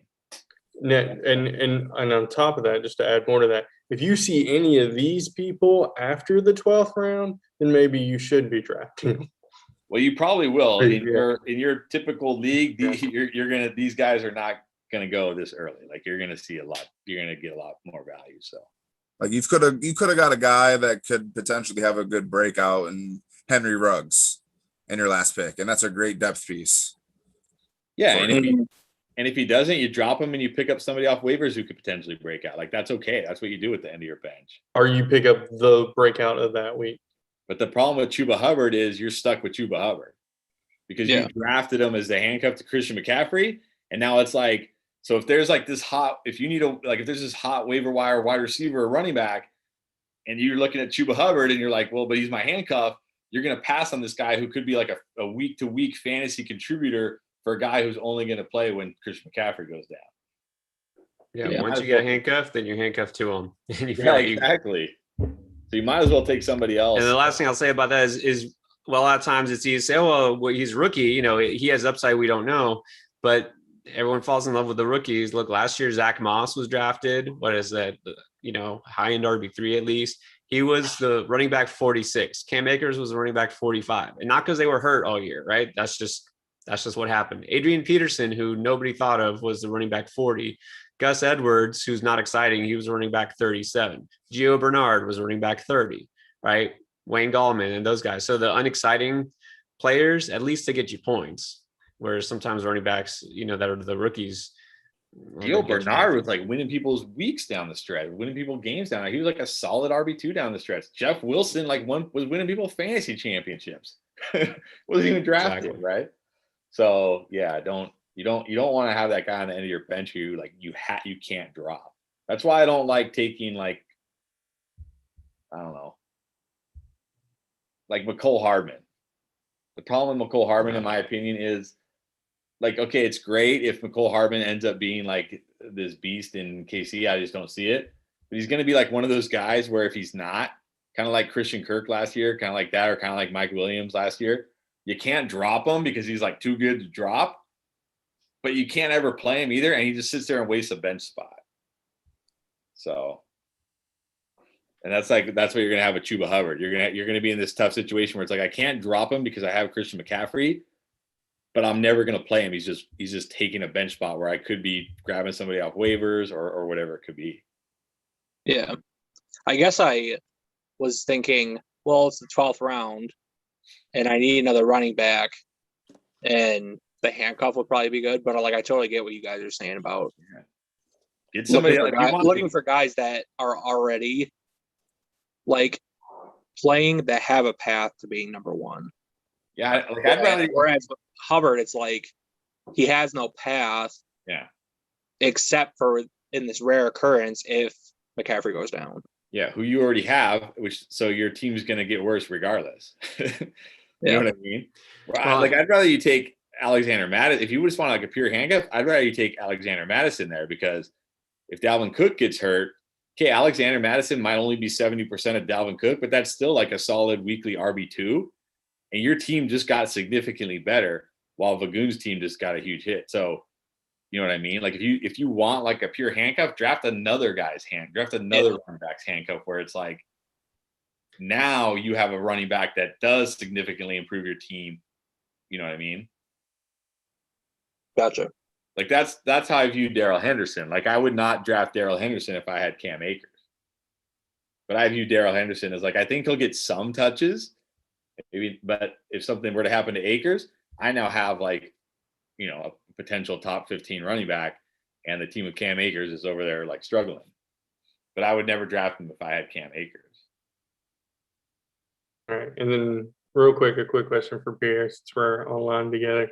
Where do you have Godwin ranked? Because I wrote mine down. Because I think you'll be surprised where I have him. Because after my hot take, everyone thinks I'm super low on Godwin, and I'm like, I didn't say that. I just didn't like him as your RB or your wide receiver. I think he was going to be your 1 or your 2, and I was like, I don't like him as a 1 or 2. And they were like, "What?" I don't remember it. It was probably a 2, but let me check. Okay, so we're Yeah, talking you had just Julio and redrafts. Godwin.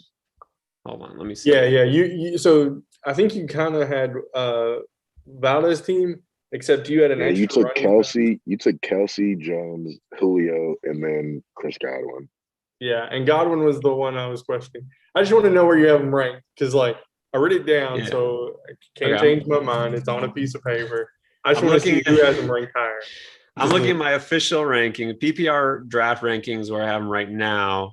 I got Godwin, wide receiver 17. Okay, so you do have him higher than me. So I have him between 20 to 24. So I'm not. It's not like I was like, "Oh, Godwin's crud." No, I just was like, "Oh, he's fighting for targets. He could be the number 1, or he could be the number 2, or he could be the number 3." And I'm like, there's a lot of variability in Yeah, stuff like but that. that's an offense where there isn't going to be like a number 1 and then a number 2. Like Evans is going to do his thing, but Godwin could, they'll come out with almost even stats probably a lot of weeks. So Yeah, and I don't think Tampa Bay will have to throw it more, and I don't know if Tom Brady will throw it as much as he did last year. Like I have that coming down as well. I mean, that I don't depends on know. the defense if they need to throw it, because a lot of times they needed to because they fell Yeah. behind early in games, especially in the middle of the season when the defense just fell apart. And then the end of the season, all of a sudden their secondary woke up and they're like, oh yeah, we can cover. So I mean, I think that's a lot of it. I do get that because there's a lot of games they did put up a lot of passes because they needed to, because they played so bad in the first half. So like if that'll happen again, who knows? Yeah, but I don't know because you look at those games down the stretch, like what, like that week 16 game when he threw like 5 touchdowns or whatever. Like I just think that's Bruce Arians and that's their MO, and they don't have a running game. Honestly, like they don't really have a great running game. So I just think they're gonna be like whatever. I mean, they have an insane defense, but I don't think it matters. I think they're gonna throw plenty. But I do agree with you, Jeremy, that it's not. I think Mike Evans will be the guy most weeks, but I think Chris Godwin will have plenty of weeks, and Antonio Brown may even have a week or 2. Well, I just need to set the record straight because people were thinking I had him at I guess just Why do you 40 hate or Chris 50. Godwin, Jeremy? I was like, whoa. I think it was more about that you said his team was terrible, and Young Money was like, those were fighting. What? No, I think it You was said the it was the Landry thing. I worst. think you said you would pick Landry over Godwin straight up. I think No. It wasn't as straight, and it wasn't straight up. It definitely wasn't straight up. It was definitely, I got like Landry in the 6th or 7th, and I was like, yeah, I'd like Landry there over Godwin in the 4th, especially as Godwin was your wide receiver 2 or 1, and that's how you were trying to pass that off as. And I was like, I don't really like Godwin as a 2 or a 1. I like him as my 3. Like, Well, I'm yeah, gonna pick but Godwin. that's because in our drafts, Landry has a 2 though. I mean, come on. Landry's like a 4. 2 guys I was Yeah. avoiding last year were Chris Godwin and Kenyon Drake with where they were being drafted. Oh yeah, I was And all off of Kenyon Drake. That was ridiculous. yeah, and that panned out pretty well. I mean, I was one of the guys that was like Metcalf over Godwin, and everyone thought I was a psycho. Well, that's another good point. I mean, look at it, round 3 or whatever. I don't remember if it was round 3 or round 4, wherever I took him. But look, you want Chris Godwin, or do you want, J.K. Dobbins or Chris Carson or Najee Harris? Because in most drafts, those running backs are going to be taken before Chris Godwin. So they take Chris J.K. Godwin every Dobbins time. this year's Kenyon Drake, by the way. But whatever. He's definitely off of Dobbins, that's for sure. I'm not that low on Dobbins, but I probably won't draft him either. All right, y'all. All right. Well, that was good. That was good tonight. We had some good All right, discussion. gentlemen. Got Nice some- brisket Great. cooking session tonight. Yep. All right. Good See you fellas. guys next week. All right. We'll See see you you On Thursday. Thursday. Who's on See you Thursday? Thursday. Yeah, I'll be there. All right. Nice. I'll hop See in you the guys. Zoom. Yeah. Hop in the Zoom, Darren. It's always good having you on here. Yeah. Yeah. Thanks for having me. Yeah, definitely. All right, you guys. See you.